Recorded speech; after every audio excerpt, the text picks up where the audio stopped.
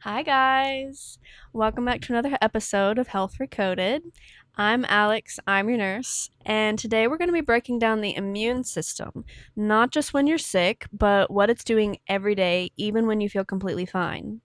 Most people only think about their immune system when something goes wrong, when they catch a cold or get the flu or feel fatigued. But the truth is, your immune system is constantly working in the background. You just don't feel it when it's functioning well. Today, we're going to talk about what your immune system actually is, how it works day to day, the difference between innate and adaptive immunity, and why you don't notice it until it's overwhelmed. The goal of this episode is understanding, not fear, because when you understand how your immune system works, a lot of symptoms start to make sense. So, let's dig in. Getting started with the anatomy, what the immune system actually is. It's not a single organ. It's a distributed network of cells, tissues, and organs that communicate constantly. The best way to think of the immune system is as an army. So there's soldiers, commanders, artillery, command centers, all involved. Key components include white blood cells called leukocytes, lymph nodes and lymphatic vessels, bone marrow, the spleen and the thymus, and then mucosal tissues like the gut, the lungs, and the skin. So, leukocytes are those white blood cells. These attack and eliminate harmful germs to help keep you healthy. So, there are so many different types of immune cells when we're talking about the immune system. It is a very complex system. I don't want to get us bogged down with all the terminology and the different types of cells and everything. I just want us to understand how the immune system functions as a overall system, just as a baseline understanding. So just know that each cell has a different way of recognizing a problem and then communicating with other cells, and therefore either destroying that pathogen and then keeping you healthy on top of that. So most of these cells originate in the bone marrow, and this is the soft fatty tissue that's inside of your bones, and this is a factory for your blood cells, both white and red blood cells. Some of them mature there while others travel to the thymus, where they're then trained to recognize what belongs to the body and what doesn't. So then in the thymus, this is a small organ located in your chest cavity that helps T cells, which is another type of white blood cell, to mature as they travel elsewhere in your body to help protect you. So the lymphatic system is next. That acts like a surveillance network. So lymph nodes are small bean-shaped organs that are distributed in clusters around the body, and they're actually quite superficial. So that means you can actually feel them under your skin in certain areas. So they act like strainers, and they filter waste from fluid that drains from the tissues and cells, which is lymph fluid. And these expose immune cells to anything unusual so that they can respond to that if needed. They also keep the good components and nutrients so that our bodies can use it. And there are hundreds of lymph nodes throughout the body, and they tend to be strategically clustered, typically like in your head. There's lots of them in your head and in your throat, but then there's also some under your armpits, in the groin area, because they're around these vital organs, again, to help pull out what we don't want to use. We're also going to talk about the spleen. This is an organ located in the left side of your abdomen up underneath your rib cage, and this stores white blood cells to protect your body from invaders. And it also filters your blood, and it recycles out old and damaged cells to help make new ones. And then your skin, your respiratory tract, and your GI tract, these are all part of the immune system because they are barrier defenses, and so they're the first places that your body often reacts with the outside world. So, immunity isn't just about fighting illness, it's about monitoring, filtering, and deciding what deserves a response.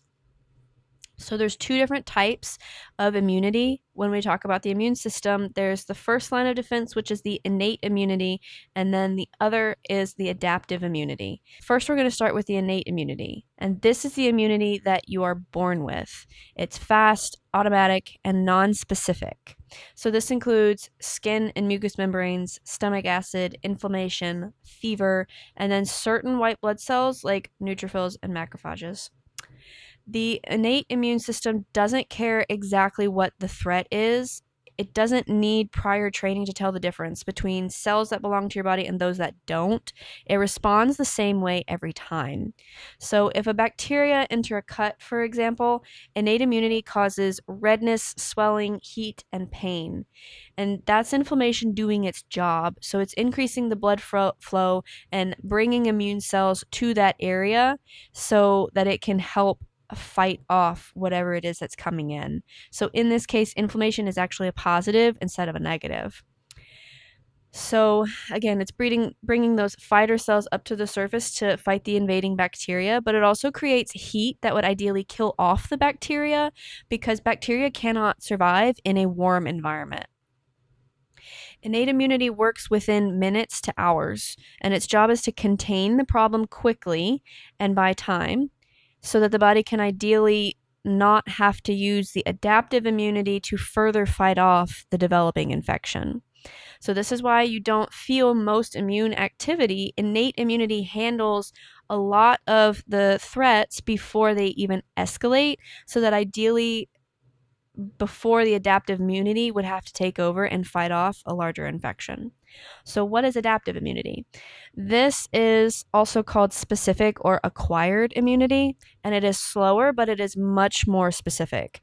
So this involves a lot more different cells, but namely antibodies, B cells, and T cells. So adaptive immunity is learned. Your body and immune system has had to learn over time through exposure different pathogens and how to respond to them to defeat them should they reoccur in the future. So when you're exposed to a virus for the first time, adaptive immunity takes time to activate, maybe even weeks. That's why initial infections can feel worse, because maybe it's a new pathogen that you've been introduced to, and therefore your innate immune system doesn't know how to respond to it. So once your immune system has encountered something, though, it can, or like if it's encountered it before and it's now not the first occurrence of it, it can respond faster and more effectively. This is immune memory, and it's the foundation of how vaccines work. So vaccines support your acquired immunity by training immune cells with very small doses of a pathogen to identify and destroy invaders before they make you sick.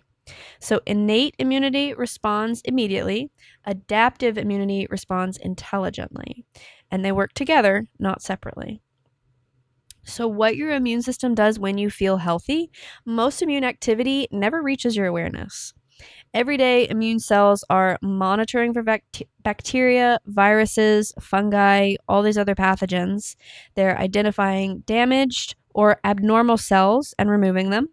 They're regulating inflammation, and they're maintaining that gut barrier and health, preventing toxins and bacteria from leaking into the bloodstream.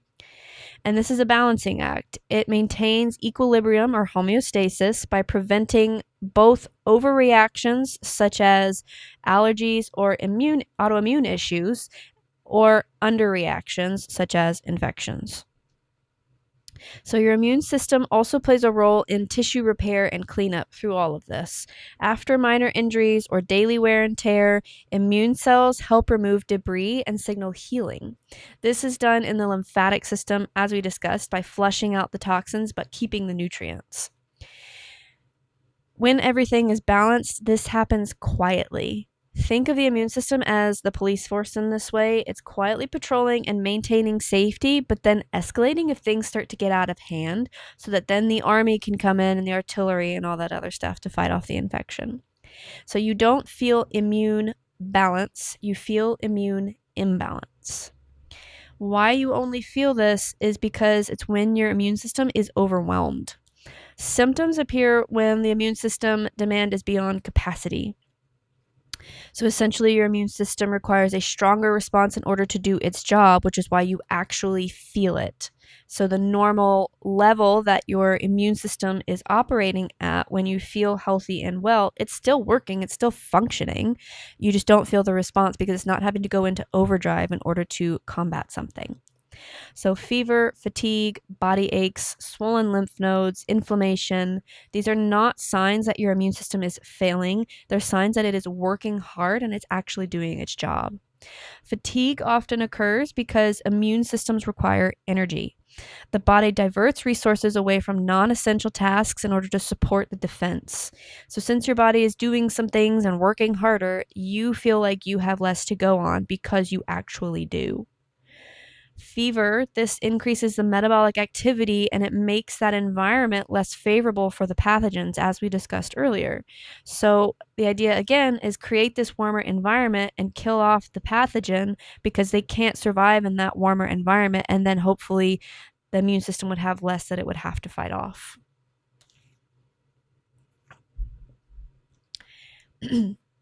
This also pairs with inflammation, so this increases the blood flow and immune cell access so that there are way more of the soldiers in the area to fight that pathogen.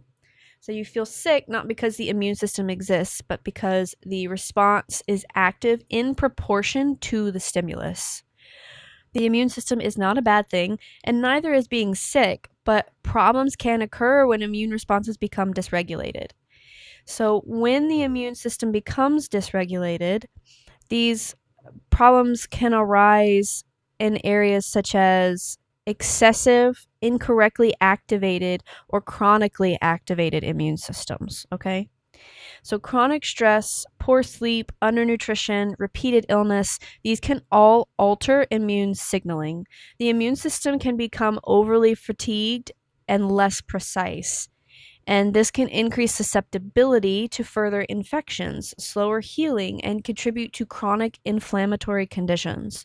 So, key signs of a weak immune system can include frequent infections, even something as simple as sinus infections or multiple colds within a season, slow healing wounds, persistent fatigue, digestive issues, and then recurring minor infections. So even like canker sores or skin infections can be a recurring problem. And this doesn't mean the immune system is broken. It just means it's working overtime by adapting to continual demand. So, my nursing perspective, supporting your immune function. Immune health isn't about boosting immunity aggressively. It can actually be unhealthy to have an overactive immune system because then we can get into things like autoimmune diseases. So, the goal here is about supporting regulation and recovery. And no, none of these tips are going to be mind boggling. They are basic key points in maintaining your overall baseline health to therefore keep your immunity balanced. So these things can include adequate sleep. This supports immune cell signaling and antibody production. So when we rest, we allow our bodily systems to kind of go dormant in a way, as opposed to when we're awake and we're actively using them. They get to rest when we do. And so they get to recover and function at a lesser level to the point that they can relax, recover, and then when we're awake, they can do what they need to do again. So getting enough quality sleep each night really helps to regulate these vital functions in our body so that when we are awake, they can operate more efficiently. Managing stress is another key point. This matters because chronic stress hormones directly influence immune response patterns. If you remember the cortisol episode, we touched on this. We talked about cortisol can reduce your immune response if it stays activated for too long. And this is one of the key points in how stress can directly lead to illness or increased risk of infections. Another key point is consistent nutrition, and this provides the raw materials immune cells need to function. I always advocate for whole foods because they contain the basic building blocks that we need for so many different bodily functions. So the following nutrients can play a key role in immune health, and these are not the only ones, these are just the main ones I wanted to mention. So vitamin C and zinc, as we all know, and then protein as well. So vitamin C helps immune cells work effectively, clears pathogens, and reduces inflammation, making the immune system more effective against infections. So these foods can include citrus fruits, berries, melons, tomatoes are really high in this as well, bell peppers, broccoli, just to name a few examples for vitamin C. Zinc, this improves immunity by supporting the development, function, and signaling of immune cells and by regulating inflammation. And this tends to be better absorbed from animal sources, such as beef and seafood, but vegetarian sources can include wheat germ, beans, nuts, tofu, and the like. And then protein. Protein improves immunity because it provides the essential building blocks, which are amino acids, for crucial immune components and cells. This enables them to recognize and fight pathogens more strongly. A protein deficiency can severely hamper immune function and make your body more vulnerable to infections. So this comes from both animal and plant sources. So milk, yogurt, eggs, beef, chicken, nuts, seeds, lentils, all of these options are really great sources of protein. Another tip for improving our immunity is movement. This improves circulation of immune cells and it helps them to flow more efficiently. But it also affects the lymphatic system. So the lymph system does not have valves, like, for instance, in the vessels or blood vessels, those have valves to keep the blood moving. The lymph system does not have that. So it is possible for fluid to get stuck in certain areas, particularly in lymph nodes. So movement, things like yoga or walking, these are great, or just consistent exercise in general. These are great to help keep things moving and flowing accurately and adequately so that it's not getting congested in different areas. And then ultimately, recovery time.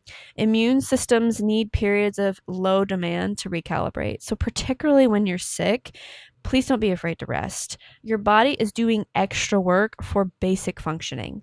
So, this is why you'll feel fatigued or brain fog.